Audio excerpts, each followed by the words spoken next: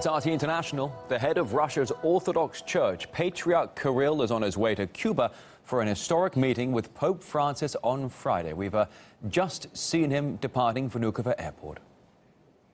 Очень рад возможности перед долгим и сложным путешествием встретиться с вами, попросить ваших святых молитв.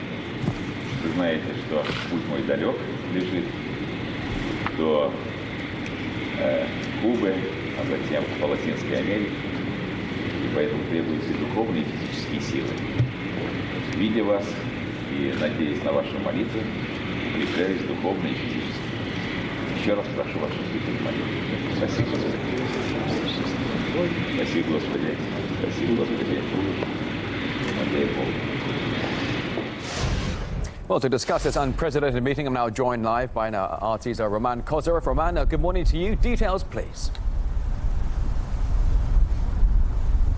Yes, it is a meeting that's truly being thousands of years in the making. It will be the first one since Orthodox and Catholic churches split back in the 11th century over differences in theology and biblical matters. The main topic of their discussion at the meeting will be persecution of Christians in the Middle East, and both the Vatican and the Orthodox Church have been very outspoken in denouncing attacks against Christians and destruction of Christian monuments in the Middle East. So the meeting, particularly in Syria, so the meeting will be held this Friday in Havana Airport. The sides are expected to sign a common declaration, and as we understand, the meeting will be held for as long as needed.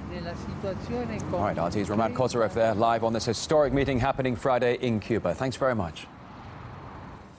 Well, religious experts talk to us about the significance of the meeting between the Christian leaders.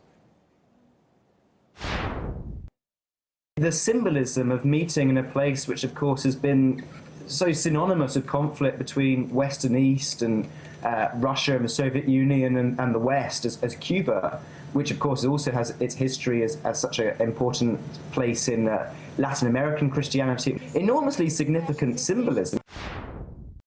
This is a time when these two very prominent and very courageous religious leaders might finally make this kind of manifesto of our common stand, our unity in the face of the challenges of the modern world, what the Christians are going through. And I think that, in fact, the major issue would be indeed the genocide of the Christians in the Middle East. The absolute elimination of the Christian presence, these ancient churches in the Middle East, is absolutely appalling. And it's something which the West generally has been very slow to speak on. It's something which Putin, interestingly, has been quite keen to speak on, has been taking a move in leading on that among world leaders. And it's interesting, therefore, that perhaps this is an effort by Pope Francis. I wonder if it's an effort, apart from just bridging some gaps, which had to be done anyway, to fire a warning shot to some of the West political leaders that actually their response has not been good enough.